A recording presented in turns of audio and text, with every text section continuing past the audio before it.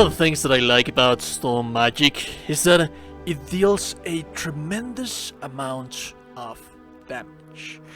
The thing is that you're not going to be able to have that much control of the battlefield, you're not going to be able to have, like, for example, CC, or you're not going to be able to heal, for example, like with Blood Magic. This is just purely going to be DPS.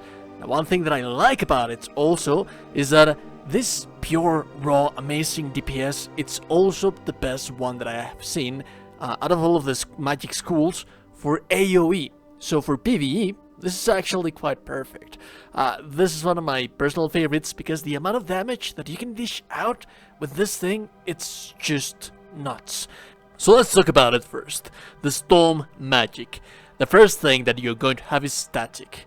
Electrify your enemy for 5 seconds, causing physical damage dealt to them to trigger a shock dealing 10% magic damage. So, naturally, this is going to be purely a magic kind of warrior. We'll talk about that a little bit later on. Triggers a chain lightning effect traveling towards the nearest enemy, dealing 50% magic damage, inflicting static, and bouncing up to 2 times when a target is affected by static perishes. So then again, the overall idea, the just briefing summary of that, is that every time that you deal damage with your spells, everything is going to be electrified. And if you hit things with the electrified little thing, and the electrified enemies die, it's just going to cause more electricity to jump on battlefields and kill things faster. Everything is just going to be moving around with the static elements. That being said, my favorite combination that I have found out to have, the one that I consider want to be the most effective, at least for my desired type of play style that I have for this build, it's Cyclone. Conjure a Cyclone that pierces enemies, dealing 90% that magic damage and inflicting static. Remember what static does. The Cyclone returns once it reaches the max distance, circling back towards you and lingering for up to 8 seconds, hitting enemy it passes through. So it's the spell that you're going to launch forward in front of you, but then it's also going to be circling around that area. So you do have to be, to some extent, that's why I didn't decide to actually make this a distance mage, because you have to be, to some extent, on the battlefield, on the front line. We're also going to be pairing that up with the Ball Lightning. Launch a Ball Lightning that lingers in place, periodically shocking a nearby enemy, inflicting static deals up to 180% magic damage per target over 3 seconds. Ball Lightning's total damage cannot exceed 450 magic damage. Explodes after the duration, dealing 50% magic damage in the area.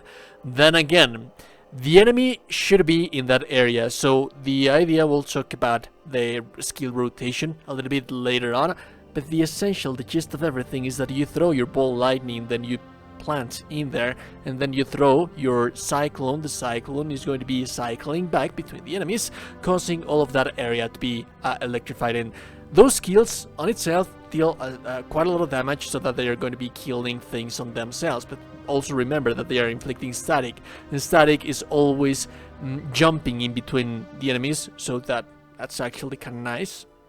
So those are the 2 skills that I decided to use for this build, and it works just wonders. Now, one thing that you're going to need to make the concession, and this actually you always have to have in mind, the Raging Tempest, when it comes to the ultimates, it's one that I like to use because it deals a whole bunch of damage in an AoE. A quite heavy AoE, and it provides you immunity because you are going to be turned into a storm. So that's actually quite amazing. Now this one deals a little bit more damage, but you are going to be vulnerable to some extent to damage, so there's that. It's up to your personal preference when it comes to the overall spell that you want to use for the ultimate. What it is going to be interesting is going to be the armor. Remember that these are mid-game builds that you can build mid-game and that you can use as a base for the endgame, because at the end of the day, it's going to work somewhat the same. Now, you could either be a mage and have a weapon that attacks from a distance, but I prefer for this to work as a melee damager, the best defense that you're going to have is that you're going to be killing things so much faster than the rest of everything that they are not going to have that much chance to deal that much damage. That being said, you are going to need to potentialize the damage that you deal. So for example, we have the Dusk Watcher chest gods. We have I'm sorry, not this one. We have the Blood Hunter chest god. This is going to increase your physical power, and it's also going to increase the weapon cooldown recovery rate by 8%. This is something that we'll talk about that a little bit later on, but this is my recommendation. The Blood Hunter chest gods to increase the overall physical damage that you're going to deal, because the physical damage is going to be to some extent assisting the DPS that you're going to be able to deal with your spells. But if you want to go full on spells, then the Dark Magus is going to increase the spell power, not only the spell power, but also the spell critical strike chance by 10%. And remember that everything is just going to be exploding around you, so either of these guys right here are just going to be amazing. And remember that these are armor sets that you can instantly build as soon as you get to the second act of the game. So that's actually quite amazing. Now, the weapon of choice, I like to use the Overwhelming Stonebreaker.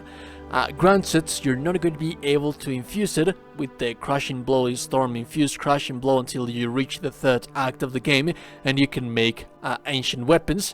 But even then, you're still going to have the basic skills of the weapon if you decide to use maces as your main means of damage. The Crushing Blow, one thing that I like about it is that it gives you some kind of a iframes when it's doing that animation. If it's not going to give you like those iframes, it's still going to move you a little bit more through the battlefields, and you actually do need it, because then again, you don't have that much defensiveness. So this is a quick way of dealing damage while still being able to move away from AoE attacks that you're going to have right there.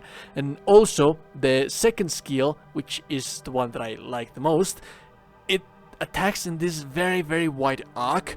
So if you have a bunch of small enemies in front of you and then you use it, you kill them and everything is just going to be exploding, dealing that much more damage to the bigger enemies, and everything is just going to be dead in one swing if you manage to use the rotation of the skills and then pair it up with this thing. It's just going to kill things in one swing. Now, when it comes to the pendants that you're going to have in the second act of the game, I don't really have that much of a recommendation.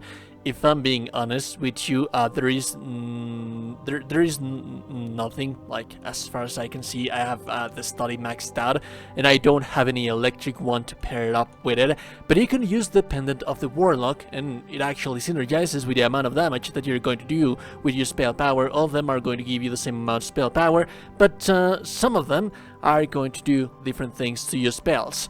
One thing that you could do is, like, for example, the spell cooldown recovery rate. This is going to be a huge important part of your DPS. But also, if you like to have a little bit of more of a critical strike chance, and if you pair this up with the Magus, that is going to be 22% spell critical strike chance. So either of works just fine. Now, when it comes to the school rotation, it's basically what I just told you before. First, you're going to throw your ball lightning in front of the enemies, and then you're going to plant yourself in it. That's going to be your battlefields. After it, you're going to launch your cyclone. The cyclone is going to deal damage in front of you, but it's going to be coming back. At this point, everything should be static. When everything's static and you have small enemies in front of you, you are going to be using the AoE attack of your mace.